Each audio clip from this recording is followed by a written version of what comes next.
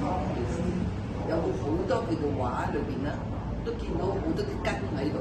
咁我就好好奇，想問下佢點解佢會畫咁多啲根喺度？因為咧根係代表咧即係個生命循環不息啦。即係我哋人類都係啦，即係同埋生物啊，樣樣都係佢哋需要一啲嘅根臟去延伸佢哋嘅生命。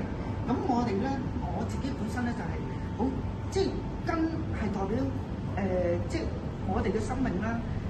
咁我就將佢啲花同埋嗰啲植物咧係連根而一齊連貫一張畫。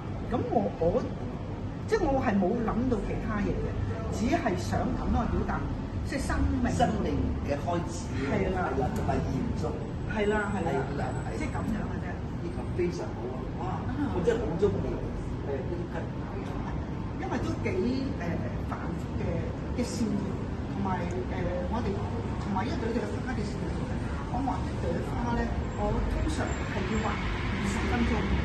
咁我如果一張好大嘅花嘅畫咧，我需時係好多時間先完成咗出嚟。係，我就想問下你而家都有好多啲畫展啊，係咪？係啊！你嘅夢想係咩？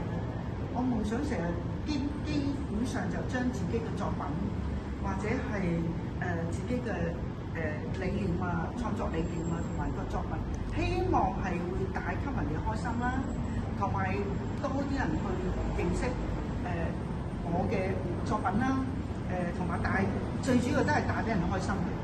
太好啦！係啦 ，OK，咁就你下一次係幾時做？仲有係啊，我將會今年11月中，我會喺呢度有個展嘅，搞係11月，李艷芳女士係將會喺藝穗會再有一次個人展覽，就希望你哋多啲嚟欣賞啊！